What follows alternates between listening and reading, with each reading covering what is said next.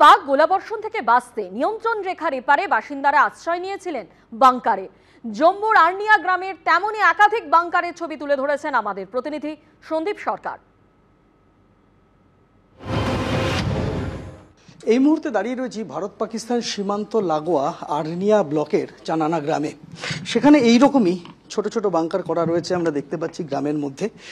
যে বাংকারগুলি ওই রাতে গ্রামবাসীদের বাঁচিয়েছিল, যেদিন মুহুর্মুহু ওপার থেকে অর্থাৎ পাকিস্তানের দিক থেকে একের পর এক গোলা ছুটে আসতে শুরু করে এবং সেই বাংকারগুলোর মধ্যে গা ঢাকা দিয়েই ওই রাতে মানুষ নিজের প্রাণ বাঁচিয়েছিলেন।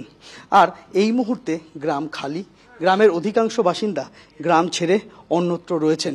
তার কারণ প্রত্যেকটা মুহূর্তে একটা আতঙ্ক কাজ করছে তাদের মনে, যদি আবারও সিজফায়ার ভায়োলেশন হয় পাকিস্তানের তরফে তাহলে কি ঘটবে। আমরা দেখতে পাচ্ছি যে বাংকারগুলো এইভাবেই প্রস্তুত করে রাখা আছে এবং সামান্যতম বিপদ বুঝলেই মানুষজন নিজেদের প্রাণ বাঁচানোর জন্য এই বাংকারে আশ্রয় নেবেন এবং সেটাই নিয়েছিলেন ওই রাতে, যেদিন পাকিস্তানের তরফ থেকে সিজফায়ার ভায়োলেশন করে এই গুলি এবং গোলা চলতে থাকে। उस टाइम एकदम फायरिंग हुआ, पाकिस्तान का फायरिंग हुआ था। तो एक रात हमें बैंकर बुंकर में निकाला है, तो छुपने की जगह नहीं थी। तो इसी बैंकर में भी हमारे को डर रहता है। तो एक बम जो हमारे घर के पिछली तरफ में मकान के ऊपर पड़ा था।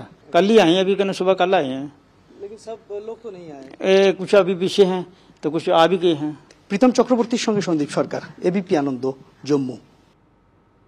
সীমান্তবর্তী জেলায় বন্ধ স্কুল, কিন্তু স্কুল চলাকালীন তৈরি করা হয়েছিল বাংকার।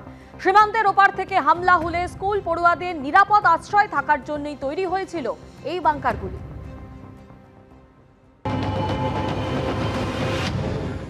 50 মিটারের মধ্যেই ভারত পাকিস্তান আন্তর্জাতিক সীমান্ত, আর ঠিক তার উল্টো দিকেই রয়েছে চানানা প্রাথমিক স্কুল।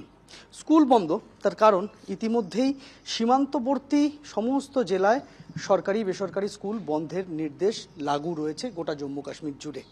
স্কুলে এসে আমরা দেখতে পাচ্ছি স্কুল বন্ধ রয়েছে ঠিকই, কিন্তু স্কুল চালু থাকা অবস্থায় যদি কোনো রকম বিপদ আসে, যদি স্কুলের মধ্যে আচমকাই ওপার থেকে সীমান্তের ওপার থেকে গুলি চলতে শুরু করে, তখন যারা পড়ুয়ারা রয়েছেন তাদের বাঁচানোর জন্য এই বাংকার তৈরি করে রাখা হয়েছে স্কুলে। সুবিশাল বাংকার আমরা দেখতে পাচ্ছি, যেখানে একসাথে অনেক পড়ুয়া থাকতে পারবেন সেই রকমভাবেই বাংকার বানানো হয়েছে। এবং সীমান্ত যেহেতু একদম গায়ে, একদম কাছে, সেই কারণেই এই বাংকার বানানো হয়েছে পড়ুয়াদের জন্য। কিন্তু স্কুল বন্ধ রয়েছে, স্কুল কবে খুলবে কেউ জানে না।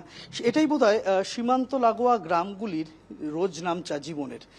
কেননা যে কোনো সময় ওপার থেকে আছড়ে পড়তে পারে গুলি পাকিস্তানের তরফে, যেমনটা হয়েছে একাধিকবার সিজফায়ার ভায়োলেশন হয়েছে পাকিস্তানের তরফে। আর তাই সেই কথা মাথায় রেখেই সতর্কতা অবলম্বন করে বোধহয় স্কুলগুলোতে এই বাংকার তৈরি করে রাখা হয়েছে গ্রামে গ্রামে। প্রীতম চক্রবর্তীর সঙ্গে সন্দীপ সরকার, এবিপি আনন্দ, জম্মু।